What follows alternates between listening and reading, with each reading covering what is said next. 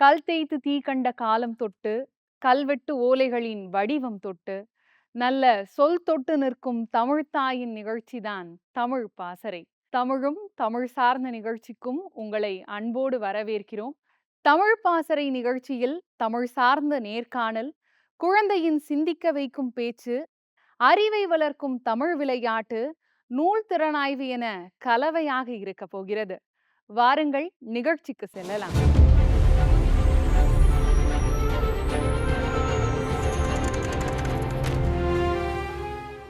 இலக்கியம் உயிருக்கு இன்பம் தரும் தாய்மொழி அருவி தமிழ் பாசறை நிகழ்ச்சியின் ஒரு தளமான மனமொழி நிகழ்ச்சிக்கு உங்கள் அனைவரையும் வரவேற்கிறோம்.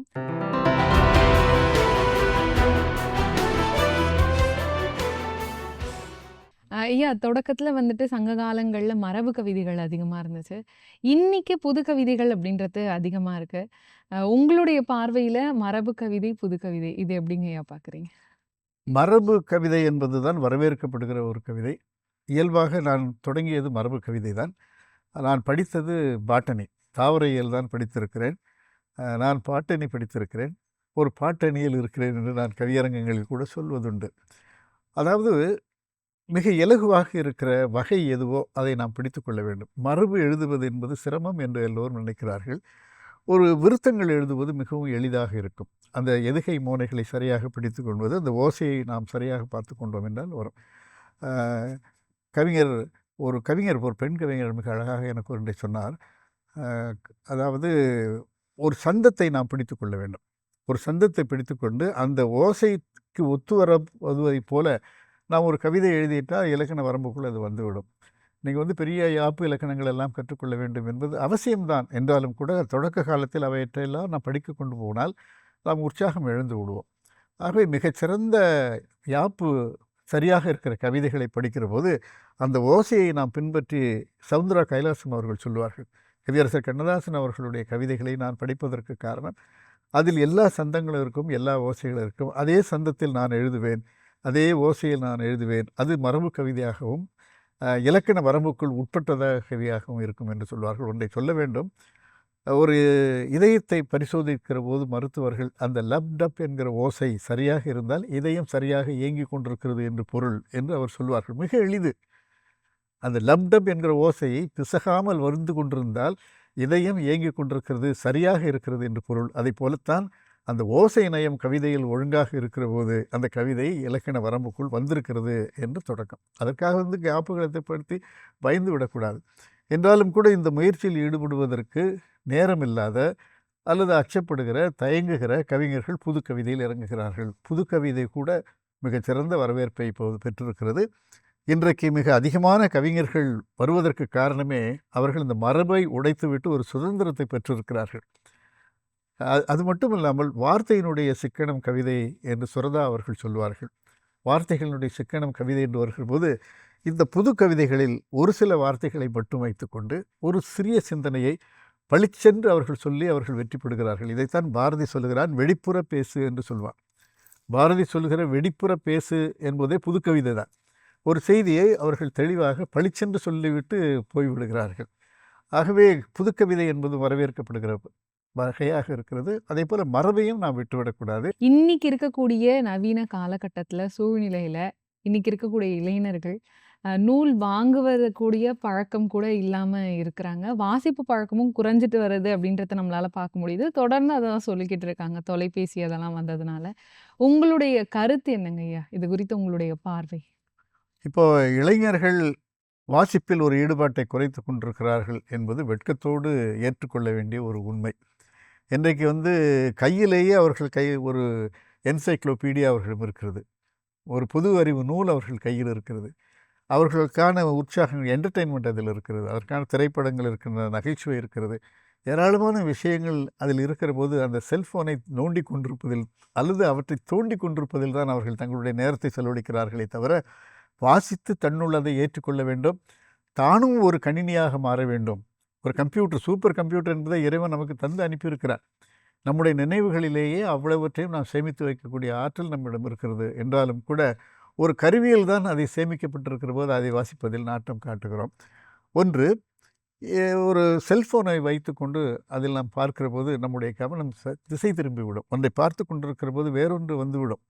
அதை பார்த்து கொண்டிருக்கிற போது இதை மறந்து விடுவோம்.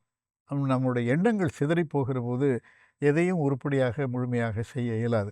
ஆனால் ஒரு புத்தகத்தை எடுத்தால் முழுமையாக அதை படித்து முடிக்க வேண்டும், உள்வாங்கிக் கொள்ள வேண்டும் என்கிற ஆர்வம் இருக்கும். எங்கு சென்றாலும் புத்தகங்களை எடுத்து செல்கிறவர்கள் படித்து கொண்டிருக்கிறார்கள், தங்களை வளர்த்து கொண்டிருக்கிறார்கள். அதுதான் நிரந்தரமானது. இதை பார்த்துவிட்டு செல்கிற ஒரு திரைப்படத்தை போன்றதுதானே தவிர, இது நிரந்தரமான ஒரு நினைவாற்றலை வளர்ப்பதற்கு இந்த செல்ஃபோன் அல்லது கம்ப்யூட்டர் உதவும் என்று நான் நம்பவில்லை. வேண்டுமானால் அந்தந்த நேரத்து தேவைகளை அது நமக்கு பூர்த்தி செய்யும். மற்றபடி அது ஒரு பெரிய ஞானத்தை வளர்க்கும் என்று சொல்ல இயலாது. நான் படித்து கொண்டிருக்கிற காலங்களிலெல்லாம் திருக்குறளை மனப்பாடம் செய்து வைத்து கொள்ள வேண்டும், மற்ற பாடல்களை எல்லாம் நினைவாற்றலில் வைத்து கொண்டிருந்தோம். இப்போது யாரும் நினைவில் வைத்து கொண்டிருப்பதில்லை. அந்த பாடல் தேவையான நேரத்தில் அதை செல்ஃபோனில் அவர்கள் எடுத்துக்கொள்ளுகிறார்கள். ஆகவே நினைவாற்றல் மெல்ல மெல்ல குறைவதற்கு இந்த விஞ்ஞான யுகமும் கண்டுபிடிப்புகளும் ஒரு காரணமாக இருக்கின்றன என்பது வெட்கத்தோடு ஏற்றுக்கொள்ளப்பட வேண்டிய ஒரு உண்மையாக நான் கருதுகிறேன். ஐயா, நம்மளுடைய கவிதை உறவு அமைப்பு பத்தி பேசணும்னு நினைக்கிறேன். ஆண்டுதோறும் கிட்டத்தட்ட 10 தலைப்புகளுக்கும் மேலாக ஊக்கத்தொகையுடன் கூடிய ஒரு விருதை வந்துட்டு நீங்க தொடர்ந்து கொடுத்துட்டு வரீங்க. இதை எப்படி செயல்படுத்தணும் அப்படின்னு தொடக்கத்துல ஆரம்பிச்சீங்க? கவிதை உறவு அமைப்பு வேற என்னெல்லாம் செயல்பாடுகள் செஞ்சுட்டு இருக்குங்க ஐயா? கவிதை உறவு புதிய கவிஞர்களை உருவாக்குவது, அவர்களுக்கு பயிற்சி தருவது, அவர்களுக்கு யாப்பை சொல்லிக் கொடுப்பது, அறிஞர் பெருமக்களை எல்லாம் அழைத்து அவர்களுக்கு பொழிவாற்ற சொல்வது என்பதெல்லாம் ஒருபுறம் இருக்க, இந்த சமூகத்திற்கு கடனாற்ற வேண்டும் என்கிற ஒரு பொறுப்பும் எங்களுக்கு இருக்கிறது என்பதை உணர்ந்திருக்கிறோம். அந்த வகையில் பார்க்கிற போது கவிதை உறவு அமைப்பு பல வகைகளில் உதவி வருகிறது. புதிதாக நாங்கள் ஆண்டுதோறும் மிகச்சிறந்த கவிதை நூல்களுக்கும், மிகச்சிறந்த கட்டுரை நூல்களுக்கும், மிகச்சிறந்த சிறுகதை நூல்களுக்கும் நாங்கள் பரிசுகளை தருகிறோம். ஒவ்வொரு மாதமும் மே மாதம் 18ஆம் தேதி சென்னையில் மிகச்சிறந்த ஒரு அரங்கத்தில் இந்த விழாவை நான் நடத்துகிறோம். அறிஞர் பெருமக்களெல்லாம் வந்து கலந்து கொள்வார்கள். அப்போது நாங்கள் புத்தகங்களை வரவழைக்கிறோம். அந்த புத்தகங்களுக்கு ஏராளமாக வருகின்றன. அந்த புத்தகங்கள் 10 பிரிவுகளையும் 10 நண்பர்கள் ஏற்றுக்கொள்கிறார்கள். அந்த பரிசு தொகையை நண்பர்கள் தருகிறார்கள். ஐயா தவசீலன் அவர்கள் தருகிறார்கள். என்னுடைய கழுதக நண்பர் மதியழகன் அவர்கள் ஒரு பரிசு. அன்பு மகள் உங்களைப் போல ஒரு ஸ்ரீதேவி என்கிற அம்மையாரும் ஒரு பரிசினை ஏற்றுக்கொள்கிறார். தமிழிலன் ஐயா அவர்கள். இப்படி பல்வேறு அறிஞர் பெருமக்கள், ஆர்வம் உள்ளவர்கள் அந்த பரிசு தொகைகளை ஏற்றுக்கொள்கிறார்கள். அந்த தொகையை என்னாலேயே தர முடியும் என்றாலும் கூட ஒரு 10 நண்பர்களை அதில் பங்கேற்க வைக்கிறேன் என்பது எனக்கு இருக்கிற ஒரு பெருமை. அவர்களும் தங்களை ஈடுபடுத்தி கொள்ள வேண்டும் என்று கேட்கிறார். இதில் ஒரு பெரிய சிறப்பு என்னவென்றால், இதில் சிபாரிசு என்பது துளியும் கிடையாது. யார் ஏதாவது தன்னுடைய புத்தகங்களை அனுப்பி பரிசு வேண்டும் என்று கேட்டால் கிடையாது என்று சொல்லிவிடுவேன். அது மட்டுமல்லாமல் அந்த பரிசுக்கான ஆதரவு தொகை தருகிறார்கள் அல்லவா, அவர்களே ஒரு சிபாரிசு பரிந்துரையோடு வந்தார்கள் என்றால் அந்த தொகையை அவர்களிடம் திருப்பி தந்து உங்களுடைய ஸ்பான்சர்ஷிப் வேண்டாம் என்று சொல்லக்கூடிய அளவுக்கு ஒரு துணிச்சலும் அழுத்தமும் எனக்கு உண்டு. நான் பார்ப்பதற்கு மென்மையாக இருக்கிறேன் என்றாலும் கூட ஒரு முரட்டு மென்மையாளன் நான். அதை மறுத்து விடுவேன். அதனால் அந்த கவிதை ஒரு பரிசு பெறுகிறவர்கள் எல்லாம் தரத்துக்கு பெறுகிறார்கள் என்கிற ஒரு உத்தரவாதத்தை நாம் தர முடியும். மிகச்சிறந்த நூல்களுக்கு மட்டும்தான் நாங்கள் பரிசுகளை தருகிறோமே தவிர எங்களுக்கு பிடித்தவர்களுக்கு நாங்கள் தருவதில்லை. எங்களுக்கு பிடித்தவர்கள் எல்லோரும் பிடிக்கும். ஆனாலும் கூட மிகச்சிறந்த நூல்களுக்கு தருகிறோம். அது அங்கீகாரம் பெற்ற ஒரு நூலாக இருக்கிறது என்று பார்க்க மகிழ்ச்சி ஒன்று. அது மட்டுமல்லாமல் மிகச்சிறந்த சமூக பணியாளர்களுக்கும், கவிதையில் ஆர்வம் இருக்கிற அல்லது இலக்கியத்தில் ஆர்வம் இருக்கிற சமூக ஆர்வமுள்ள பெண்மணிகளுக்கும் நாங்கள் பரிசுகளை தந்து மகிழ்ச்சி வருகிறோம். இது ஒரு புறம். அது தவிர ஆண்டுதோறும் ஒரு மலர் ஒன்றினை வெளியிடுவோம். மிகச்சிறந்த கவிதைகளையும் மிகச்சிறந்த படைப்புகளையும் வரவேற்று நாங்கள் அச்சிட்டு நண்பர்களுக்கு தருகிறோம். ரொம்ப மகிழ்ச்சிங்க ஐயா.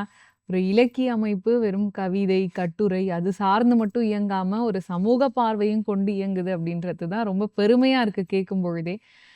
பல்வேறு ஆளுமைகளை கவிதை இதழ் அமைப்பு மூலியமா நீங்க வந்துட்டு அறிமுகப்படுத்திருக்கீங்க.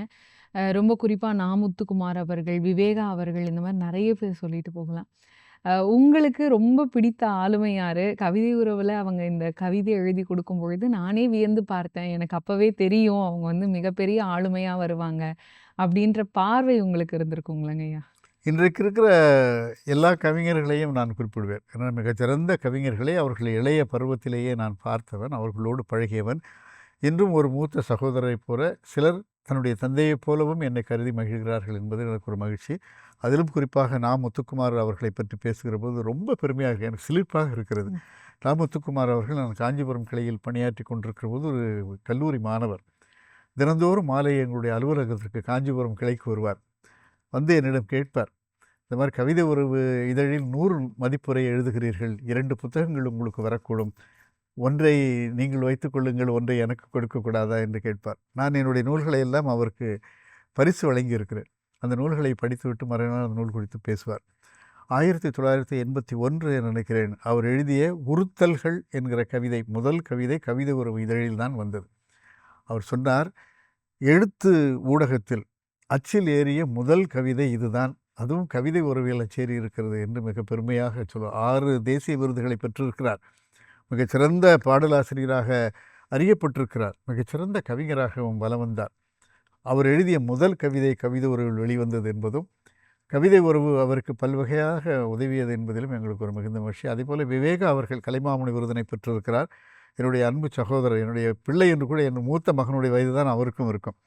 அவரெல்லாம் கவிதை உறவு இதழில் கவிதை உறவு கூட்டங்களில் வந்து கலந்து கொண்டு கவிதை வாசிப்பதில் மிகுந்த ஆர்வம் கொண்டிருந்தார். முன்பெல்லாம் நாங்கள் மாவட்ட மைய நூலகத்தில் கவியரங்கம் நடத்துவோம். ஒரு தலைப்பை முன்கூட்டியே தந்து விடுவோம். அந்த தலைப்பில் மிகச்சிறந்த கவிதைகளை யார் தருகிறார்களோ அவர்களுக்கு ஒரு 100 ரூபாய் நாங்கள் பரிசு தருவோம். அந்த 100 ரூபாய் பெறுவது மட்டுமல்ல, அந்த மாதத்தில் மிகச்சிறந்த கவிதையை எழுதியவர் நாங்கள் என்கிற பெருமைக்காக அவர்கள் வருவார்கள். அப்படி நாங்கள் தட்டி தட்டி கொடுத்து வளர்த்திருக்கிறோம். பெரிய கவிஞர்கள் எல்லாம் இந்த நிகழ்ச்சியில் வந்து கலந்து கொண்டிருக்கிறார்கள். முத்துலிங்கம் அவர்கள், பூவை செங்குட்டுவன் அவர்கள், ஐயா வாலி அவர்கள், இப்படி பல கவிஞர்கள், கவிக்கோ அவர்கள் என்றெல்லாம் நிறைய கவிஞர்கள் எங்கள் நிகழ்ச்சிகளில் கலந்து கொண்டிருக்கிறார்கள். ஆகவே இந்த கவிதை உறவு என்பது இலக்கியத்திற்கும் சமூகத்திற்கும் இடையிலான ஒரு அன்பு பாலமாக விளங்கி கொண்டிருக்கிறது. மகிழ்ச்சிங்க ஐயா. இளைஞர்கள், இளம் படைப்பாளிகள் அவங்க எழுதுறாங்களாங்க ஐயா? உங்களுக்கு கவிதைகள் எப்படி வருது? அவங்களுடைய நூல்கள் உங்களுக்கு கிடைக்குதா? எல்லாரும் அவங்களுடைய படைப்புகளை எனக்கு அனுப்பி வைக்கிறார்கள். நல்ல கவிதைகள் எல்லாம் எழுதியிருக்கிறார்கள். அதிலும் குறிப்பாக காதல் கவிதை எழுதுவது என்பது மிகச்சிறந்த ஒரு பொழுதுபோக்காக இருக்கிறது. நரசை சேகர் என்கிற ஒரு கவிஞர், அவர் கவிதை அனுப்பிச்சிருந்தார். எனக்கு ரொம்ப மகிழ்ச்சியாக இருந்தது. நான் இறந்து விட தயார், நான் இறந்து விட தயார், என் சாம்பலை இனி பூசிக்கொள்வதாக இருந்தால் என்று எழுதினார். அதாவது காதல் கவிதையிலும் இப்படி ஒரு ரசனைகள்லாம் இருக்கிறது. அதேபோல் சமூக பார்வை என்பது மிகச்சிறந்த பார்வையாக இருக்கிறது. அதேபோல் வாசிப்பை பற்றி எழுதுகிற போது அன்பிற்குரிய நண்பர் முருகேஷ் அவர்கள் ஒன்றை சொல்வார்கள், நீங்கள் வாசிக்காத புத்தகம் எப்படி பழைய புத்தகமாகும் என்று சொல்வார். நீங்கள் வாசித்த பிறகுதான் அது பழைய புத்தகம், அதுவரை அது புதிய புத்தகம்தான் என்பதை அவருடைய கவிதைகள் நிறைய நல்ல கவிதைகள் எல்லாம் இருக்கின்றன. அதே மாதிரி தமிழில் ஒரு கவிதை எழுதியிருந்தார், குழந்தைகள் கிறுக்குகிற போது கிறுக்க விடுங்கள் கிறுக்கர்களே என்று சொல்லுவார். குழந்தைகள் கிறுக்கல் என்பது கூட ஒரு கவிதை தான். அவர்களை கிறுக்க விடுங்கள் கிறுக்கர்களே என்று ஒரு கவிதை தருவார். இப்படி நிறைய நண்பர்கள் நல்ல கவிதைகளை தந்து கொண்டிருக்கிறார்கள். சிறப்புங்க ஐயா. அடுத்து உங்களுக்கு பிடித்தவை அப்படின்னு சொல்லிட்டு ஒரு 5 கேள்விகள் ஐயா. உங்களுக்கு பிடித்த நூல்?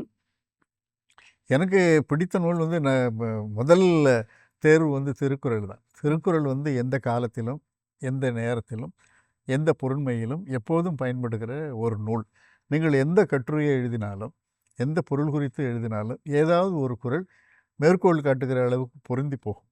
அதாவது ஒரு செய்தி, ஒரு 700 ஆண்டுகளுக்கு முன்பு பாபிலோனில் ஒரு சிறிய செப்பேடு ஒன்று கிடைத்திருக்கிறது. அதில் 700 ஆண்டுகளுக்கு முன்பு கிடைத்த அந்த செப்பேட்டில் காலம் மிகவும் கெட்டுப்போயிருக்கிறது என்கிற ஒரு செய்தி அதில் எழுதியிருந்தது. எல்லோரும் நினைத்து கொண்டிருக்கிறோம், அந்த 700 ஆண்டுகளுக்கு முன்பு தான் காலம் கெட்டு கொண்டிருந்தது என்று நினைத்து கொண்டிருப்போம். ஆனால் 2000 ஆண்டுகளுக்கு முன்பே அது கெட்டுப்போய் இருக்க வேண்டும். அதனால்தான் இவற்றையெல்லாம் தவிர்க்க வேண்டும் என்று திருக்குறளில் சில செய்திகள் இருக்கின்றன, பாடல்கள் இருக்கின்றன. ஆகவே காலம் காலமாக நியாயங்கள் என்பதும் தவறுகள் என்பதும் மலிந்து கொண்டே தான் இருக்கின்றன. ஆகவே எந்த காலத்திற்கும் பொருந்துவதாக, எந்த காலத்திற்கும் வழிகாட்டுவதாக, ஒரு நெறிமுறையை தருவதாக அமைந்த ஒரே ஒரு நூல் திருக்குறள் தான். திருக்குறளை பற்றி சொல்லுகிற போது பல நூல்களை கற்று ஒரு நூல் எழுதலாம், ஆனால் திருக்குறளை கற்றால் பல நூல்கள் எழுதலாம் என்று சொல்வார்கள். ஆகவே எந்த காலத்திற்கும் பொருந்தக்கூடிய திருக்குறள் எனக்கு முதல் நூலாக எனக்கு பிடிக்கும். மகிழ்ச்சிங்க. உங்களுக்கு மிகவும் பிடித்த கண்ணதாசன் பாடல்? ஏராளமான பாடல்களை சொல்லலாம். அவருடைய அடிக்கடி நான் அவருடைய தனிப்பாடல்களை பொறுத்தவரை அவருடைய அனுபவம் என்கிற கவிதை எனக்கு மிக சிறப்பான ஒரு கவிதை. அந்த கவிதையில் சொல்லுவார், பிறப்பெனப்படுவது யாதென கேட்டேன், பிறந்து பாரன இறைவன் சொன்னான். இறப்பனப்படுவது யாதென கேட்டேன், இறந்து பாரென இறைவன் சொன்னான். அப்புறம் திருமணம் என்பது என்னவென்று கேட்டேன், மணந்து பார் என்று இறைவன் சொன்னார். அன்பெனப்படுவது யாதென கேட்டேன், அழித்து பாரென இறைவன். இப்படி போகும். எதையும் அனுபவித்தே தான் ஒன்றை அறிந்து கொள்ள வேண்டும் என்றால், ஆண்டவனே நீ எதற்காக என்று அந்த பாடலை கேட்டவன் சொல்கிற போது, இறைவன் சற்று அருகே வந்து அந்த அனுபவமே நான் தானே என்றான் என்கிற ஒரு பாடல் இருக்கிறது. ரொம்ப அற்புதமான பாடல். சிறப்புங்க. உங்களுக்கு மிகவும் பிடித்த எழுத்தாளர்? எனக்கு மிகவும் பிடித்த எழுத்தாளர்னா ஜெயகாந்தன் சார் தான். ஜெயகாந்தன் சார் வந்து மிகச்சிறந்த எழுத்தாளர் என்பது மட்டுமல்ல, மிகச்சிறந்த மனிதர். பார்ப்பதற்கு அவர் சற்று அகங்காரம் மிகுந்தவராக தெரியும். ஆனால் அவர் கம்பீரமானவர். கம்பீரத்துக்கும் அகங்காரத்துக்கும் வேறுபாடு இருக்கிறது. அவர் வந்து ஒரு கம்பீரமான மனிதர் என்பது தான் நாம் புரிந்து கொள்ள வேண்டிய ஒரு செய்தியை தவிர, அவர் வந்து கர்வவி என்று நாம் நினைத்து கொள்ளக்கூடாது. உங்களுடைய பார்வையில் இலக்கியங்கள் திரைப்படங்களா மாற்றப்படுவது சரிதானா? அது எப்படி தவறு என்று சொல்லவே முடியாது. அதாவது திரைப்படம் என்பது வேறு ஒன்றுமல்ல, திரையில் நாம் படிக்கிற கதை, திரையில் நாம் பார்க்கிற ஒரு வாழ்க்கை. அது வந்து எளிதாக பாமர மக்களிடம் போகிறது. எல்லோரும் நூலை வாசித்து கொண்டிருக்கும். ஜெயகாந்தனுடைய கதைகளை எல்லாம் நூலாக வாசிப்பது என்பதற்கெல்லாம் அப்பால் திரையில் பார்க்க மகிழ்ச்சியாக இருக்கும். அதே மாதிரி கே. பாலச்சந்தர் அவர்கள் நிறைய நல்ல கதைகளை எல்லாம் நூலாக தருகிற புத்தகங்கள், நூலாக வந்தவற்றையெல்லாம் அவர் வந்து ஒரு திரைப்படமாக தந்திருக்கிறார் என்ற போது, திரைப்படங்கள் வந்து ஒரு அழியாத ஓவியமாக நம்முடைய மனத்தில் பதிகிறது. ரொம்ப மகிழ்ச்சிங்க ஐயா. பகுதியினுடைய நிறைவுக்கு வந்திருக்கோம். நிறைவான கேள்வி என்னங்க ஐயா, உங்களுடைய அடுத்த கட்ட படைப்புகள் என்னங்க ஐயா? உங்ககிட்ட இருந்து என்ன மாதிரியான எதிர்பார்ப்புகள் வந்துட்டு நாங்கள் எதிர்பார்க்கலாம்? பெரிய திட்டங்கள் எதுவும் இல்லை.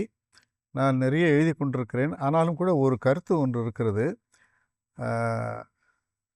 நான் காந்தியாக பிறக்க ஆசைப்படுகிறேன் என்று ஒரு நூல் எழுத எண்ணியிருக்கிறேன். ஏனென்றால் காந்தியின் மீது எனக்கு மிகுந்த ஈடுபாடு உண்டு. அவ்வப்போது கிண்டலாக கேலியாக காதல் கவிதைகள் அப்படியெல்லாம் எழுதிட்டு இருக்க வேண்டும். இப்போது கூட நான் காதல் கவிதைகள் எழுதுகிற போது என்னுடைய பேரன், அவர் வெளிநாட்டில் வந்து பணியாற்றி கொண்டிருக்கிறார்.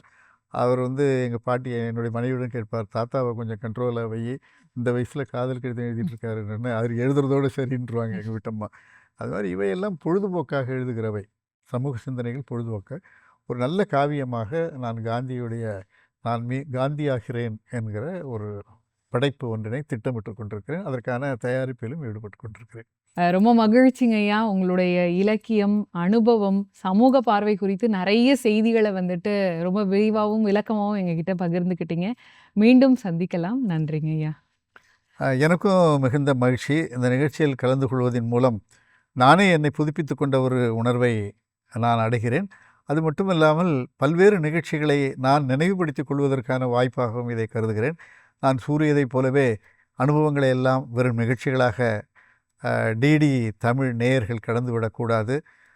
அவர்கள் இதிலிருந்து பெற்றுக்கொள்ள வேண்டும். உங்கள் அனுபவம் கூட உங்களுக்கு பயனுள்ளதாக இருக்க வேண்டும் என்பதாக சொல்லி, இந்த வாய்ப்பினை தந்த இந்த நிறுவனத்திற்கு, டிடி தமிழுக்கு என்னுடைய அன்பான நன்றியும் வணக்கத்தையும் தெரிவித்து விடைபெறுகிறேன். நன்றி, வணக்கம்.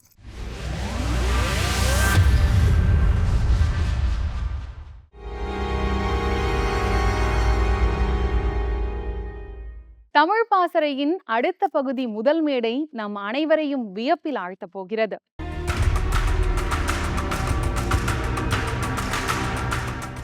தமிழ் பாசறையில் அனைவராலும் மிகவும் விருப்பமாக பார்க்கப்படும் பகுதி முதல் மேடைக்கு வந்திருக்கிறோம். இந்த முதல் மேடையில் 63 நாயன்மார்களுள் முதன்மையானவராக கருதப்படுபவரும், அன்பின் உருவமாகவும் பக்தியின் அடையாளமாகவும் ஒரு பெண்ணாக பிறந்து முனிவராக திகழ்ந்த காரைக்கால் அம்மையார் குறித்து நம்மிடம் பகிர்ந்து கொள்ள வருகிறார் சாதிகா ஸ்ரீ. இன்று நான் பேச எடுத்துக்கொண்ட தலைப்பு, நம்மை பேணும் அம்மைக்கான் காரைக்கால் அம்மையார். தமிழகத்திலே சமண பௌத்த மதங்கள் வலிமையாக இருந்தனர். அவர்கள் பெண்களுக்கு வீடு பேறு தர மறுத்தனர். அப்பொழுது சைவ நெறியில் மட்டும் மண்ணில் நல்ல வண்ணம் வாழலாம் என்ற கொள்கையை வலியுறுத்தி இல்லற நெறியிலிருந்தே வீடு பேறு அடையலாம் என்று கூறினர். அதோடு நிறுத்திவிடாமல் அவர்களை அடியார் வரிசையில் வைத்து போற்றினர். காரைக்கால் அம்மையார், திலகவதியார், மங்கையர்க்கரசியார், இவர்கள் 3 பேரில் கவிதை பாடுவதில் சிறந்தவர் காரைக்கால் அம்மையார். திலகவதியார் தன்னுடைய தம்பிக்காகவே வாழ்ந்தார். மங்கையர்க்கரசியார் தன்னுடைய சைவ நெறிக்காகவே வாழ்ந்தார். ஆனால் காரைக்கால் அம்மையார் மட்டும்தான் அருளுள்ளத்தோடு அடுத்த தலைமுறைக்காகவே வாழ்ந்தார். இவர்களை பற்றி பெரிய புராணத்தில் சேக்கிழார் 66 பாடல்களை எழுதியுள்ளார். இவர் இயற்றிய அற்புத திருவந்தாதி, திருவிரட்டை மணிமாலை, திருவாலங்காட்டு மூத்த திருப்பதிகம், இந்த மூன்றும் சிவபெருமானுடைய உயர்ந்த நிலையை விளக்கக்கூடியது. காரைக்கால் அப்படின்ற ஒரு நகர்ல தனதத்தன் அப்படின்னு ஒருத்தர் இருக்காரு. அவருக்கு ஒரு அழகான பெண் குழந்தை பிறக்குது. அந்த குழந்தைக்கு புனிதவதி என்று பெயர் சூட்டுகிறார். ரொம்ப செல்லமா வளர்க்கிறாரு. புனிதவதி வளர்ந்ததுக்கு அப்புறம் திருமணம் செய்து வெளியூருக்கு அனுப்ப மனமில்லாத தனதத்தன் காரைக்காலிலேயே ஒரு வணிகனை பார்த்து திருமணம் செய்து வைக்கிறார். புனிதவதியும் பரமதத்தனும் இதே இல்லறம் நடத்துகிறார்கள். அப்போ பரமதத்தனுடைய நண்பர்கள் 2 மாம்பழங்களை கொடுக்கறாங்க. அதை பரமதத்தன் வீட்டுக்கு கொடுத்து அனுப்புகிறார். சோதிப்பதையே வழக்கமாக வைத்து கொண்டிருக்கும் சிவபெருமான் அடியார் கோலத்துல புனிதவதியோட வீட்டுக்கு வராங்க. அங்க வந்து பசிக்குது, சாப்பிட ஏதாவது இருக்கான்னு கேட்குறாங்க. நம்மளா இருந்தா என்ன பண்ணியிருப்போம்? இன்னும் சாப்பாடு எதுவும் செய்யலை, போயிட்டு அப்புறம் வாங்கன்னு சொல்லியிருப்போம். ஆனால் புனிதவதியார் வாங்க வாங்க அப்படின்னு சொல்லிட்டு சமையல் அறைக்குள்ளே போகிறாங்க. உணவு காய்கறி எதுவும் இல்லாத காரணத்தினால 2 மாம்பழங்களில் ஒரு மாம்பழத்தை மட்டும் நறுக்கி வைக்கிறாங்க. அவர் பாட்டுன்னு சாப்பிட்டு போயிடுறாரு. வந்தவர் யாருன்னு தெரியுமாங்க? நம்ம சிவபெருமான் தாங்க. என்னடா சாமி சைலண்டாக சாப்பிட்டு போயிடுச்சேன்னு பார்க்குறீங்களா? சீனே இப்போதாங்க ஆரம்பமாகுது. அப்போ மதிய உணவுக்காக பரமதத்தன் வீட்டுக்கு வராரு. உணவோடு சேர்த்து இன்னொரு மாம்பழத்தையும் பரிமாறுறாங்க. அதை பரமதத்தன் சாப்பிட்டு, இது ரொம்ப சுவையா இருக்கு புனிதா, இன்னொரு மாம்பழம் கொடுத்தல்ல, அதையும் எடுத்துட்டு வா சாப்பிடலாம் அப்படின்னு சொல்றாரு. புனிதவதியாரும் சமையல் அறைக்குள்ள போய் இறைவன் கிட்ட வேண்டுறாங்க. அப்பா, இப்போ இவர் இன்னொரு மாம்பழம் கேட்கிறாரே, நான் என்ன பண்ணுவேன் அப்படின்னு. என்ன அதிசயம், வானத்துல இருந்து திடீர்னு ஒரு மாம்பழம் வந்து அவர் கையில விழுது. அதை எடுத்துட்டு போய் பரமதத்தன் கிட்ட கொடுக்கறாரு. அதை பரமதத்தன் சாப்பிட்டு, இது முன்பு சாப்பிட்ட பழத்தை விட ரொம்ப சுவையா இருக்கே, அது எப்படி என்று கேட்கிறார். கணவனிடம் பொய் சொல்ல மனமில்லாத புனிதவதி நடந்த எல்லாத்தையும் சொல்றாங்க. ஒரு அடியார் வந்தாரு, பசிக்குது, சாப்பிட ஏதாவது கேட்டாரு, அவருக்கு கொடுத்துட்டேன். இப்போ இறைவன் கிட்ட வேண, அவர் தான் எனக்கு கொடுத்தாரு அப்படின்னு சொல்றாங்க. இதையெல்லாம் கேட்டுக்கொண்டிருந்த பரமதத்தன், என்னது இறைவனை கொடுத்தாரா? எங்க என் முன்னாடி ஒரு பழத்தை வாங்கி காட்டு பார்ப்போம் என்று கூறுகிறார். புனிதவதியாரும் மறுபடியும் இறைவன் கிட்ட வேண்டாங்க. மறுபடியும் ஒரு பழம் வந்து அவங்க கையில விழுது. இதையெல்லாம் பார்த்து கொண்டிருந்த பரமதத்தன், என்னால் உன்னை மனைவியாக ஏற்றுக்கொள்ள முடியாது, கடவுளாகத்தான் பூஜிக்க வேண்டும் அப்படின்னு சொல்லிட்டு பாண்டிய நாட்டுக்கு போறாரு. அங்க போய் இன்னொரு திருமணம் செஞ்சுக்கிறாரு. சில நாட்கள்லயே அவருக்கு ஒரு பெண் குழந்தை பிறக்குது. தன்னுடைய முதல் மனைவியின் ஞாபகமாக புனிதவதி என்று பெயர் சூட்டுகிறார். பரமதத்தன் பாண்டிய நாட்டில் இருக்க செய்தி தெரிஞ்சு புனிதவதியும் அவர்களுடைய உறவினர்களும் பாண்டிய நாட்டுக்கு போறாங்க. அங்க போய் பரமதத்தன் புனிதவதியை பார்க்கும் பொழுது நெடுஞ்சான் கிடையாக அவருடைய காலில் விழறாங்க. இதையெல்லாம் பார்த்து கொண்டிருந்த உறவினர்கள், யாராவது மனைவியின் காலில் போய் விழுவாங்களா? நான் சொல்றது அந்த காலங்க.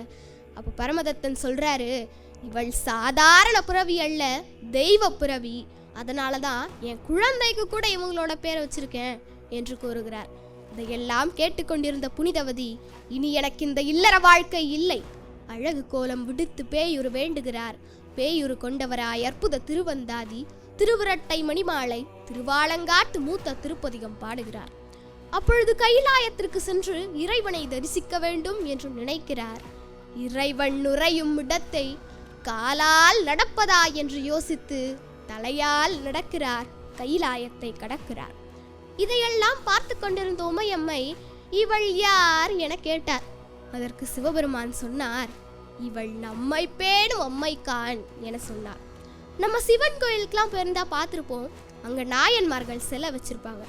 அதில் அமர்ந்திருக்கும் ஒரே அடியார் காரைக்கால் அம்மையார் மட்டும்தான். தாய் என்று அழைத்தால் மட்டும் போதாது என்று தன் கண் முன்னாலே அமர வைத்து அழகு பார்த்தார் சிவபெருமான்.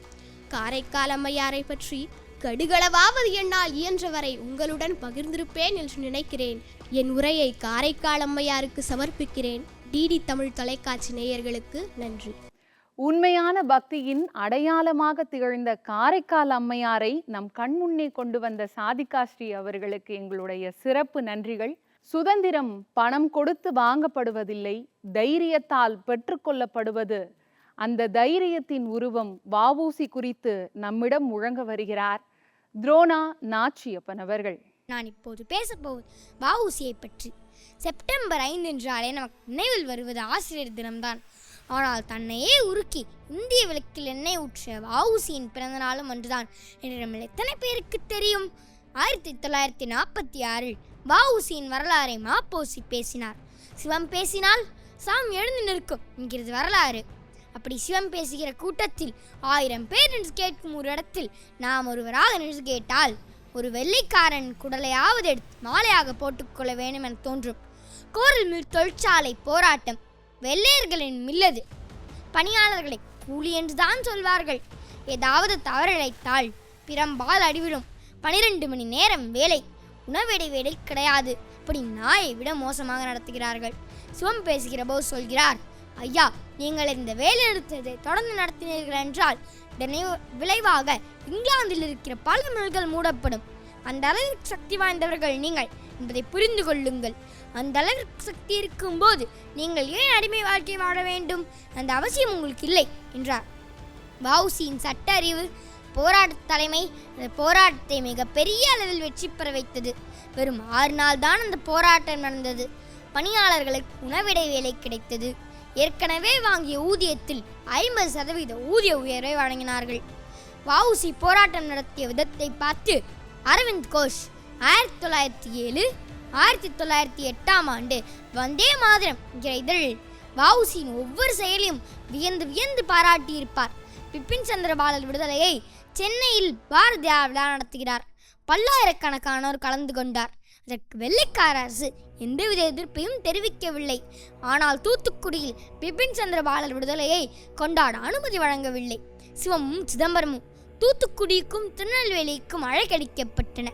கலெக்டர் பார்த்து விட்டு வருகிற போது தாமிரபரணி ஆற்றங்கரையில் சிவமும் சிதம்பரமும் பேசுகிறார்கள்.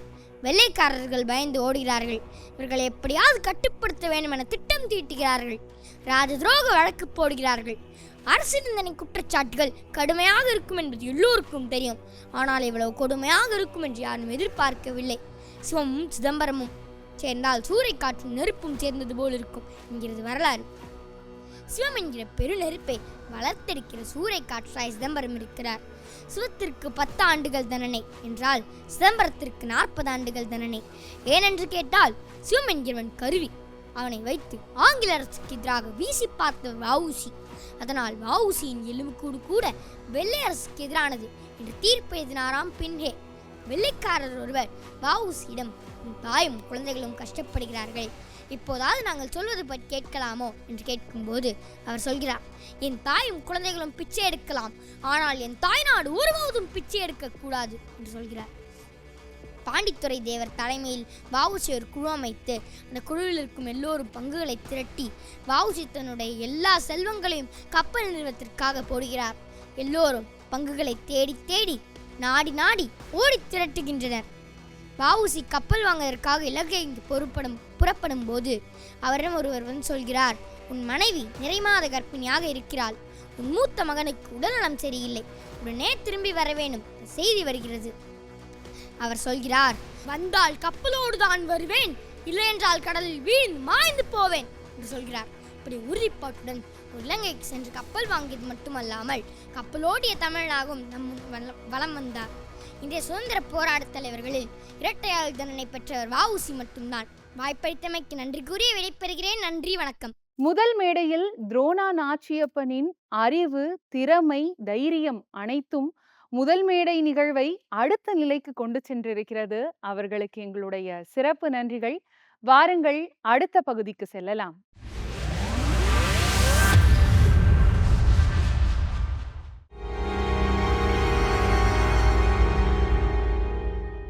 தமிழ் பாசறையின் அடுத்த பகுதியான புத்தக புனல் பகுதிக்கு வந்திருக்கிறோம்.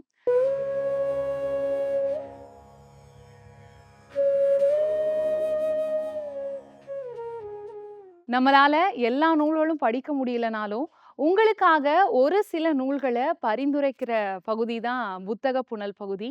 வாருங்கள், இந்த வாரம் எந்த நூலை அறிமுகப்படுத்துகிறார் என்று பார்க்கலாம். தமிழ் பாசறையினுடைய புத்தக புனல் பகுதியில் நாம் நூல் அறிமுகத்தை செஞ்சிட்ருக்கிறோம். அப்படி இன்னைக்கு நாம் ஒரு கவிதை நூலை குறித்து பார்க்க இருக்கிறோம். தமிழ் கவிதைகளுக்கு மிகப்பெரிய பாரம்பரியமான ஒரு வரிசையும் இலக்கணமும் நேர்த்தியும் இருக்கின்றன. தொடக்க நிலையில் அது ஆசிரியப்பா, வெண்பா, கலிப்பா, வஞ்சிப்பான்னு இருந்தது. அதற்கு பிறகு விருத்தங்கள் வரத் தொடங்கின. மிக குறிப்பாக சீவக சிந்தாமணியினுடைய திருத்தக்க தேவர் அந்த விருத்தங்களை எழுதத் தொடங்கினார். கம்பன் அதில் மிகப்பெரிய வெற்றி அடைந்தார். அதற்கு பிறகு சிற்றிலக்கியங்கள், சிந்து வகைகள் வந்தன. அச்சு இயந்திரங்கள் வந்த பிறகு புதுக்கவிதைகள் படைப்பிலக்கிய துறைக்கு வந்தன. புதுக்கவிதைகளை குறித்து மூமேத்தா சொல்கிற போது எதுகை பல்லக்கு, மோனை தேர்கள், தனிமொழி சேனை, பண்டித பவனி இவை எதுவும் இல்லாமல் கருத்துகள் தம்மைத்தாமே ஆளக் கற்றுக்கொண்ட புதிய மக்களாட்சி முறையே புதுக்கவிதை என்று சொல்லுவார். யாராலெல்லாம் வாழ்வியலை குறித்து சிந்திக்க முடிகிறதோ அவர்களெல்லாம் எழுத முடியும் என்கிற நிலையை உருவாக்கியது புதுக்கவிதை. எல்லோரும் இன்று எழுதுகிறார்கள். தங்களது சிந்தனைகளை அடித்தட்டு மக்களாக இருக்கிறவர்கள், பெண்களாக இருக்கிறவர்கள் எல்லோரும் எழுதி கொண்டிருக்கிறார்கள். இன்னும் மிக அருமையான ஒரு நூலை நாம் பார்க்க இருக்கிறோம். திரைப்பட இயக்குனர், கவிஞர் சீனு ராமசாமி அவர்கள் எழுதியிருக்கிற முதல் ருசி என்கிற கவிதை நூல். சீனு ராமசாமி அவர்கள் திரைத்துறையில் இயக்குனர் என்பதும் தேசிய விருதுகளையும் சர்வதேச விருதுகளையும் பெற்றிருக்கிறார் என்பது நமக்கு தெரியும். கவிதை எழுதுவதிலேயும் மிக திறமையானவர். அவர் இதுநாள் வரையில் பல்வேறு கவிதை நூல்களை எழுதியிருக்கிறார். காற்றால் நடந்தேன், புகார் பெட்டியின் மீது படுத்துறங்கும் பூனை, மாசி வீதியின் சந்துகள், கோயில் யானையின் சிறுவன், நினைவில் ஒளிரும் ஜிமிக்கி கம்மல், மேகங்களின் பேத்தி, நதி அழகி, முதல் ருசி. இந்த முதல் ருசியினுடைய பின்னட்டையில் ஒரு ஆகச்சிறந்த கவிதை இடம்பெற்றிருக்கிறது. தேறுவது தேரும் எனும் விஞ்ஞான கூற்றுக்கு எதிரே தேராததை தேற்றும் மானிடப் போரை தொடங்கியது இலக்கியம் என்று எழுதியிருக்கிறார்.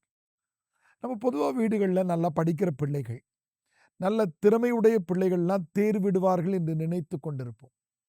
ஆனால் ரொம்ப எளிமையாக சுமாராக படிக்கிற குழந்தைகள், உடல் வலிமை குறைந்த குழந்தைகளை வாழ்க்கையில் தேற்றுவதற்காகத்தான் இலக்கியம் வந்திருக்குன்னு சொல்லுகிற போது அந்த கவிதை ஒரு மனித நேயத்தை பதிவு செய்கிறது. தேறுவது தேரும் எனும் விஞ்ஞான கூற்றுக்கு எதிரே தேராததை தேற்றும் மானுட போரை தொடங்கியது இலக்கியம் என்று சீனு ராமசாமி எழுதுகிறார். அழகான எளிய உணர்வுகளை கடத்துகிற கவிதைகள் இவைகள் எல்லாம்.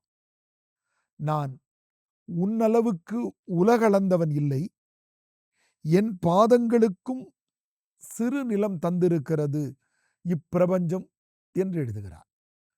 நமக்கு தொன்மங்களிலே இந்த வாமன அவதாரம் குறித்த கதைகள் இலக்கியங்களிலே இருந்து கொண்டே இருக்கும். திருவள்ளுவர் கூட அந்த செய்திகளை எழுதியிருக்கிறார். ஊக்கமுடையவனால் இந்த உலகத்தை முழுமையாக அடைய முடியும் என்று சொல்லுகிற போது அந்த வாமனனை குறியீடாக திருவள்ளுவர் கொண்டு வந்து சேர்ப்பார். இங்கேயும் வாமனன் குறியீடாக பயன்படுத்தப்பட்டிருக்கிறார் சீனு ராமசாமியா. நான் உன்னளவுக்கு உலகளந்தவன் இல்லை, என் பாதங்களுக்கும் சிறு நிலம் தந்திருக்கிறது இப்பிரபஞ்சம். பெரிய ஆட்களாக இருக்க வேண்டும், பெரிய வலிமை மிக்கவர்களாக இருக்க வேண்டும், பெரிய செல்வந்தர்களாக இருக்க வேண்டும், பெரிய திறன் மிக்கவர்களாக இருக்க வேண்டும் என்பது இல்லை. எளிய மக்களுக்கும் கூட அவர்கள் வாழ்வதற்கு இந்த உலகம் இடம் தருகிறது என்ற செய்தியை அழகியலோடு சீனு ராமசாமி பதிவு செய்திருக்கிறார். சரண் என்ற தலைப்பில் ஒரு கவிதை. கண் பார்த்து வணங்கி நிற்கிறேன் சொற்களற்று, இதற்கு மேல் என்னை குறைந்து கொண்டிருக்கும் ஒரு விளக்கு என்ன செய்ய முடியும்? கண் பார்த்து வணங்கி நிற்கிறேன் சொற்களற்று, இதற்கு மேல் என்னை குறைந்து கொண்டிருக்கும் ஒரு விளக்கு என்ன செய்ய முடியும்? திருவள்ளுவர் சொல்வார், நாள்னு அது காட்டுமா, ஆனால் நம்முடைய உயிர் என்கிற அந்த வாழ்க்கையினுடைய செய்தியை ஒவ்வொன்றாக அறுத்து போட்டுக்கொண்டே இருக்கிறது என்று சொல்லுவார். இங்கே சீனு ராமசாமி சொல்கிறார், என்னை குறைந்து கொண்டிருக்கிற விளக்கு என்பது மனித வாழ்க்கையை குறிக்கிறது. நாம் நடந்து கொண்டே இருக்கிறோம், வாழ்நாள் கழிந்து கொண்டே இருக்கிறது, நாம் மீதம் இருந்து வாழப்போகிற நாள்களின் எண்ணிக்கையில் ஒன்று குறைந்து கொண்டே வருகிறது. ஆனாலும் இந்த விளக்கு வெளிச்சம் தந்து கொண்டே இருக்கிறது. மிக அழகான ஒரு குறியீட்டு கவிதை. கண் பார்த்து வணங்கி நிற்கிறேன் என்ற சொற்களிலே அந்த கவிதை எழுந்து நிற்கிறது. நிறைந்து இரு, நிறைவாக இரு, மறந்து இரு, மறப்பதும் ஒரு கலை. இன்றைக்கு பல செய்திகளை நினைவில் வைத்திருப்பது வாழ்க்கையை மகிழ்வூட்டக்கூடியது என்றாலும், சில செய்திகளை மறந்து போவது என்பதும் வாழ்க்கையை எளிதாக முறையாக நடத்துவதற்கு பயன்படும். சிறிய வயதில் நாம் சந்தித்த தோல்விகள், அவமானங்கள், நன்றி உணர்வு இல்லாதவர்களிடத்தில் நாம் பெற்றிருக்கிற வெறுப்பு அனுபவங்கள், இவற்றையெல்லாம் மறந்து விடுவது சிறந்ததல்லவா? எப்போதும் நினைவிலேயே வைத்திருக்க வேண்டும் என்பது அல்ல, சிலதை மறந்து விடுவது என்பது கூட சிறந்தது. சீனு ராமசாமி தொடர்கிறார். நிறைந்து இரு, நிறைவாக இரு, மறந்து இரு, மறப்பதும் ஒரு கலை. தந்ததை பெற்றதை உன் வைபவத்தில் பார்வையாளனாக வருவதில் யாதொரு பிரச்சனையும் இல்லை. பிரச்சனையெல்லாம் உனக்கு என நான் அறிந்த பிறகு. நாம் எப்பொழுதும் மற்றவர்கள் கோணத்திலிருந்து வாழ்க்கையை பார்க்கிற போது அவர்களுக்கு நாம் எதை கொடுத்தோம், அவர்கள் திருப்பி தந்தார்களா என்ற கணக்கீட்டோடு தான் வாழ்ந்து கொண்டிருக்கிறோம். இந்த கவிதை நம்மை அதை மறுபரிசீலனை செய்ய வைக்கிறது. கொடுப்பதும் பெறுவதும் என்கிற வணிக நிலை மட்டும் வாழ்க்கை அல்ல. கொடுப்பதை மறந்து விடுகிற போதும் அன்பு அதிகரிக்கும் என்ற செய்தியை அந்த கவிதை சொல்கிறது. மனிதர் வீடு என்கிற ஒரு கவிதை. நமது வீடுகளிலே நாம் இப்பொழுது இசை கருவிகள் வந்துவிட்டன. ஒன்று தொலைக்காட்சியிலேயோ இசை கருவிகள் வழியாகவோ பாடல் கேட்டுக்கொண்டே இருக்கிறோம். ஆனால் வீட்டிலே மறக்காமல் ஒரு பாடல் ஒலித்திருக்கிறது. சின்ன வயதிலிருந்து நாம் கேட்டுக்கொண்டிருக்கிறோம். அந்த இசையை இப்பொழுது நாம் பல வீடுகளில் இழந்திருக்கிறோம். சீனு ராமசாமி சொல்கிற அந்த கவிதையினுடைய வரிகளை தருகிறேன். அத்தெரு முழுவதும் வெயில் பாவி இருந்தது. வீடுகள் நெருக்கமாக ஒழுங்காக இருந்தன. மரங்கள் இல்லை. முன்வாசல் தொட்டியில் சிறு செடி கூட இல்லை. எப்பக்கம் திரும்பினும் சுவர். உயிரினங்கள் இல்லை. குறிப்பாக பள்ளி இல்லை. என்ன இது என்றேன். இசையற்ற தெரு என்றார்கள். இன்றைக்கு பெரிய வீடுகள் கட்டப்பட்டு முடிக்கப்பட்டு நாம் வாழ்ந்து கொண்டிருக்கிறோம். வீடுகளுக்கு இடையிலே சுவர்கள் இருக்கின்றன. மனிதர்களை அவை பிரித்து கொண்டிருக்கின்றன. ஆனால் பழங்காலத்தில் வீட்டின் முன்பகுதியில் செடிகள் இருந்தன. செடிகளிலே வண்ணத்து பூச்சிகள் வந்து அமர்ந்து கொண்டிருந்தன. வீட்டுக்குள்ளே பள்ளி வந்து கொண்டிருந்தது. அந்த பள்ளி என்று ஒலி கொடுக்கிற போது நமது பாட்டியும் அத்தைமார்களும் அதை நல்ல சகுனம் என்று நினைத்து கொண்டிருந்தார்கள். இன்று பள்ளி இல்லாமல் இருக்கிற அந்த வீடு இசையற்ற தெரு என்று சீனு ராமசாமி சொல்லியிருக்கிறார். மிக அழகான கவிதைகளை கொண்டிருக்கிற இந்த நூல் சந்தியா பதிப்பகத்தின் மூலமாக வெளிவந்திருக்கிறது. வெறும் 125 ரூபாயில் வாழ்வின் படிம குறியீடுகளாக இது அதிக கவிதைகளை தந்து செல்கிறது. வாழ்க்கையில் எப்பொழுதும் ஒருவர் மற்றவரை சார்ந்தே நிற்கிறோம். நம் வயதான பாட்டிக்கும் தாத்தாவுக்கும் கூட பேச்சு துணைக்கு வேறு ஒருவர் தேவைப்படுகிறார். சீனு ராமசாமியினுடைய துணை என்கிற கவிதையின் 4 வரியில் இருக்கிற அந்த வீச்சை உங்களுக்கு கொண்டு வந்து சேர்க்கிறேன். கைவிடப்பட்ட ஒருத்தி துணையாக இருக்கிறாள், கடவுளாக கைவிடப்பட்ட மற்றொருவனுக்கு. பேசுவதற்கு மனிதர்களே இல்லாத இடத்தில் பேசுவதற்கு கிடைக்கிற துணைகள் நமக்கு பெருந்துணையாக இருக்கின்றன என்று இந்த கவிதைகள் சொல்கின்றன. வாழ்வின் ஒவ்வொரு நுட்பத்திலேயும் கவிதை கொட்டி கிடக்கிறது. சீனு ராமசாமி படிமங்களாக, குறியீடுகளாக, தொன்மங்களாக கொண்டு வந்து சேர்த்திருக்கிற இந்த முதல் ருசி என்கிற கவிதை நூலை உங்களுக்கு அறிமுகம் செய்வதில் பெருமகிழ்ச்சி அடைகிறேன். நன்றி, வணக்கம். இன்றைய வாரத்தில் நூல் குறித்த பல்வேறு தகவல்கள் தெரிஞ்சுக்கிட்டோம். அடுத்ததா அறிவை வளர்க்கக்கூடிய தமிழ் விளையாட்டு பகுதிக்கு செல்லலாம்.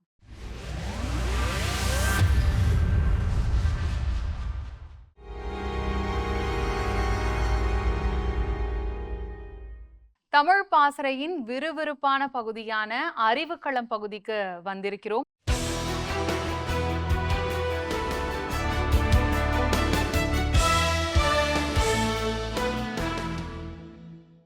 மிக சிறப்பா விளையாடிட்டு இருக்கீங்க. தொடர்ந்து நம்ம அடுத்த விளையாட்டுக்கு வந்துட்டு போகிறோம். இதுல பாத்தீங்கன்னா உங்களுக்கு தமிழ் இலக்கியம் சார்ந்த கேள்விகள் கேட்கப்படும். இதற்கு உங்களுக்கு 3 குறிப்புகளும் வந்துட்டு அளிக்கப்படும். இதுல ஒரு விடை தான் சரியான விடை. அதை நீங்க வந்துட்டு கண்டுபிடிக்கணும். நம்ம பாண்டியர் அணியில இருந்து முதல்ல தொடங்கலான்னு விருப்பப்படுறேன். உங்களுக்கான முதல் கேள்வி, சீராப்புராணம் எத்தனை காண்டங்களை உடையது? இதற்கான குறிப்புகள் 3, 5, 7 மற்றும் 10. 3. 3 மிக சரியான பதில். சீராபுராணம் குறித்து உங்களுக்கு ஏதாவது தகவல்கள் தெரிஞ்ச பகிர்ந்துக்கலாம். சீராபுராணத்தின் எழுதியவர் உமரப்புலவர். அவரை அபுல் காசிம் என்ற வள்ளல் ஆதரிச்சு, அதனால அவர் அந்த சீராபுராணத்தை எழுதுறாரு. நபிகள் நாயகத்துடைய வாழ்க்கை வரலாற்றை எழுதியிருக்கார். மகிழ்ச்சி மகிழ்ச்சி, அருமை, மகிழ்ச்சி ஐயா. இதை தொடர்ந்து ஏற்றுமதி இறக்குமதி பற்றி கூறும் நூல் எது? உங்களுக்கான குறிப்புகள் பட்டினப்பாலை, பரிபாடல், புறநானூறு. பட்டினப்பாலை. பட்டினப்பாலை என்பது மிக சரியான. நிறைய தமிழ் இலக்கியம் சார்ந்து படிச்சுட்டு இருக்கீங்களோ? மிக சரியா உடனே உங்ககிட்ட இருந்து எங்களால பதில பார்க்க முடியுது. பட்டினப்பாலை எதன் கீழ் வருதுன்னு தெரியுங்கய்யா? எந்த பட்டியலின் கீழ்? 8 தொகை 10 பாட்டுல வரும். 10 பாட்டின் கீழ் வருகிறது. சரி, மகிழ்ச்சிங்கய்யா. உங்களுக்கான மற்றும் ஒரு கேள்வி, மார்கழி, தை ஆகிய இரண்டும் எந்த காலத்திற்கு உரியன? முன்பனி, பின்பனி, இளவேனில், முதுவேனில். மார்கழி, தை ஆகிய இரண்டும் எந்த காலத்திற்கு உரியது அப்படின்றதுதான் கேள்வி. உங்களுக்கான குறிப்புகள் முன்பனி, பின்பனி, இளவேனில், முதுவேனில். பின்பணி. பின்பணி இல்லைங்கய்யா, முன்பணி காலத்தை சேர்ந்தது. நல்ல முயற்சி. முதல் 2 கேள்விகளுக்கும் மிக சிறப்பா பதில் கொடுத்தீங்க. அதற்கு எங்களுடைய வாழ்த்துக்கள் தெரிஞ்சுக்கிறோம். ரொம்ப விறுவிறுப்பா ஆடிக்கிட்டு இருக்கக்கூடிய அணி சோழர் அணி. நான் சேரர் அணிக்கு உங்ககிட்ட வரலாம் அப்படின்னு சொல்லி விருப்பப்படுறேன். உங்களுக்கான முதல் கேள்வி, 100 பாடல்களை கொண்ட நூலின் தொகுப்பின் பெயர் என்ன? 100 பாடல்களை கொண்ட நூலின் தொகுப்பின் பெயர் என்ன? உங்களுக்கான குறிப்புகள் சதகம், பரணி, திருக்குறள், திரிகடுகம். சதகம். சதகம் என்பது சரியான பதில். வாழ்த்துக்களையா. இந்த சதகம் அப்படின்ற அந்த 100 பாடல்கள் கொண்டு எழுதப்பட்ட ஏதாவது நூல்கள் சொல்ல முடியுமா? வேற யாருக்காவது தெரிஞ்சாலும் நம்ம திருச்சதகம், திருவாசகத்தில் இருக்கிற திருச்சதகம், பின்னாடி வந்த சதகங்கள் பல இருக்கு. தோட்டை மண்டல சதகம் இருக்கு, அரப்பளையார் சதகம், அரப்பளேஸ்வர சதகம், இந்த மாதிரி சதகங்கள் பல இருக்கு. மகிழ்ச்சிங்கய்யா. நீங்க சரியான பதில் கொடுத்ததற்கு உங்களுக்கு வாழ்த்துகள். உங்களுக்கான அடுத்த கேள்வி, தமிழ் இலக்கியத்தின் முதல் புதினத்தின் பெயர் என்ன? தமிழ் இலக்கியத்தின் முதல் புதினம் எது? தேம்பாவணி, தொல்காப்பியம், குற்றால குறவஞ்சி, பிரதாப முதலியார் சரிதம். தேம்பாவணி. எந்த பதில் நான் எடுத்துக்கலாம்? தேம்பாவணி எடுத்துக்கலாம். தேம்பாவணி இல்லைங்கய்யா, பிரதாப முதலியார் சரிதம். ஆமா, பிரதாப முதலியார் சரிதம் என்பதுதான் நம்மளுக்கு கிடைக்கக்கூடிய முதல் புதினம். நல்ல முயற்சி, உங்களுக்கு வாழ்த்துகள். நம்ம உங்களுடைய இறுதி கேள்விக்கு போகலாம். புல்லங்காடனார் எழுதிய நூல் எது? புல்லங்காடனார் எழுதிய நூல் எது? உங்களுக்கான குறிப்புகள் இதுல வழங்கப்படுது. ஏன்னா சொன்னா நீங்க எளிமையா சொல்லிடுவீங்க அப்படின்றதுக்காக. இது ஒரு அகநூல். 5 60 அப்படின்னு இந்த நூலுக்கு இன்னொரு பெயர் இருக்கு. 11 கீழ்கணக்கு நூல்களுக்கு கீழவர். குறிப்புகள் 5 60 அப்படின்னு இதற்கான பெயர். மற்றும் ஒரு பெயர் இருக்கு. சரி, உங்களுக்கான 3 நூல்களை சொல்றேன். அதுல ஏதாவது ஒரு நூல் தான் ஆகும். இந்நிலை, கைநிலை, நாலடியார். நாலடியார் இல்ல, சரியான பதில் என்பது கைநிலை என்பதுதான் சரியான பதில். நல்ல முயற்சி, மகிழ்ச்சிங்கய்யா. ஏன் நீங்க ரொம்ப சிறப்பா முனைவர் பட்ட ஆய்வாளர் அப்படின்றதுனால 3 குறிப்புகள் வழங்கப்படும். அதாவது 3 பதில்கள் வழங்கப்படாது. உங்களுக்கான முதல் கேள்வி, போந்தை பூ எந்த மன்னர்கள் தங்கள் அடையாளத்திற்காக பயன்படுத்தினர்? உங்களுக்கான முதல் குறிப்பு, இதற்கான வேறு பெயர் சொன்னா உடனடியாக சொல்லிடுவீங்க. இதற்கான வேறு பெயர் பனைப்பூ. சேரர்கள் பயன்படுத்தியதுதான். வாழ்த்துகள். திரைத்துறை சார்ந்த உங்களுக்கான மற்றும் ஒரு கேள்வி, 9 ரூபாய் நோட்டு திரைப்படத்தின் இயக்குனர் யார்? இது வந்துட்டு ஏன் இதை தமிழ்ல நம்ம வச்சிருக்கோம் அப்படின்றத நம்ம தெரிஞ்சுக்கணும். இலக்கியத்தினுடைய பெயரிலேயே திரைப்படமாக்கப்பட்ட ஒரு முக்கியமான திரைப்படம் இது. உங்களுக்கான முதல் குறிப்பு, முயற்சிக்கலாம்.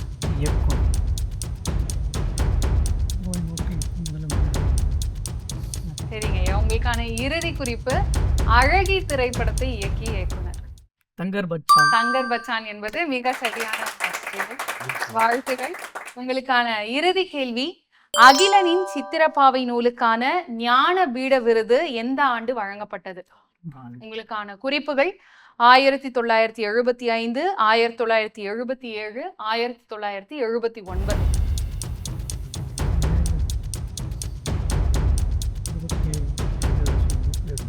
1977.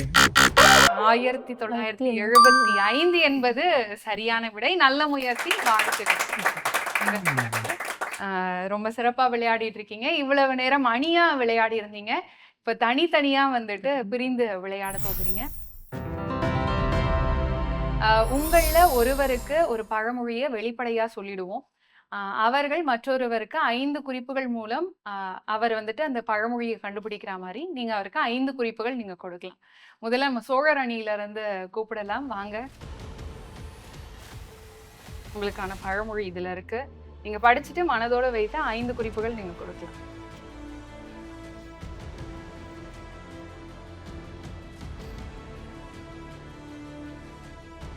உலகத்தோடு ஒட்ட ஒழுகல். முதல் குறிப்பு. அடுத்தது அடியோடு மடிவது. அடுத்தது மூன்றாவது குறிப்பு. தனித்து நிற்பது. 3 குறிப்புகள் முடிந்திருக்கிறது. 2 அணிகள் கூட கண்டுபிடிக்கிறதா கண்டுபிடிக்கலாம். 4வது குறிப்பு. நட்பின் எதிர்ச்சொல். ஊருடன் பகைக்கின் வேருடன் கெடும். மிகச்சிறப்பு, சரியான பழமொழி. நல்ல குறிப்புகளும் கொடுத்தாரு திவாகர் அவர்களுக்கும் எங்களுடைய வாழ்த்துகள். இதற்கடுத்ததா சேரர் அணியிலிருந்து வந்து விளையாடலாம். குறிப்பு யார் கொடுக்க வரீங்க?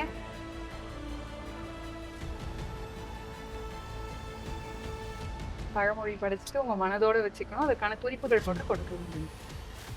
படிச்சிட்டீங்களா? கொடுக்கலாம். கறிக்கு உதவாதது எது? கண்டுபிடிச்சிட்டீங்களா? இல்ல அடுத்த குறிப்புக்கு போலாமா? மற்றும் ஒரு குறிப்பு கொடுக்கலாம். புத்தகம். ஏட்டுச்சுரைக்காய் கறிக்கு உதவாது. நல்ல சரியான பழமொழி. நிறைவா நம்மளுடைய பாண்டியர் அணியில இருந்து அழைக்கலாம். யார் வரீங்க? வாங்க. உங்களுக்கான பழமொழி.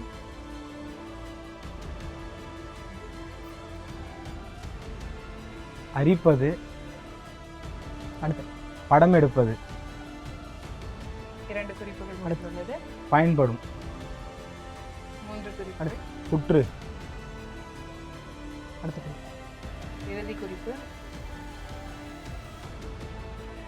ஒரு முறை பார்த்துக்கிறீங்களா?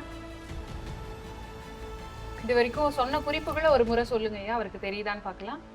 அரிப்பது, படம் எடுப்பது, பயன்படும். மற்ற 2 அணிகள் யாராவது கரையான் நிறைவா சொல்லும். பாம்பு என்றால் படையை நடுங்கும். சரி, இல்ல இல்ல அது இல்ல. நிறைவா சொல்லலாம் கேட்கும் பொழுது. நிறைவான குறிப்பு நீங்க கொடுத்துடலாமே. வேற ஏதாவது? வேற எதுவும் இல்ல. அத அந்த பழமொழி என்னன்னு நீங்க சொல்லிடலாம் அவருக்கு. சொல்லிடலாம். சொல்லிடலாம். கரையான் புற்று பாம்புக்கு உதவுகிறது. கரையான் புற்று பாம்புக்கு உதவுகிறது என்பது. நல்லா விளையாடுறீங்க, நன்றி.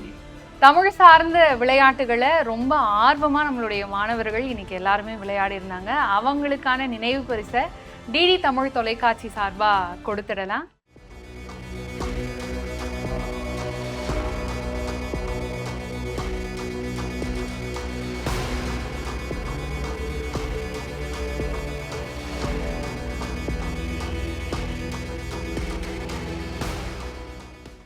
பங்கேற்ற மாணவர்கள் அனைவருக்கும் நன்றி. தொடர்ந்து உங்கள் தமிழ் பயணம் தொடரட்டும். நன்றி, வணக்கம். நன்றி. நேயர்களே, இன்றைய தமிழ் பாசறை நிகழ்ச்சியை நீங்கள் அனைவரும் கண்டு களித்திருப்பீர்கள் என்று நம்புகிறோம். தமிழ் பாசறை நிகழ்ச்சி மீண்டும் அடுத்த வாரம் புதிய எண்ணங்களுடன், புதிய குரல்களுடன். அதுவரை தமிழோடு இணைந்திருங்கள், அன்போடு தொடருங்கள். டிடி தமிழ் தொலைக்காட்சி நேயர்கள் அனைவருக்கும் நன்றி, வணக்கம்.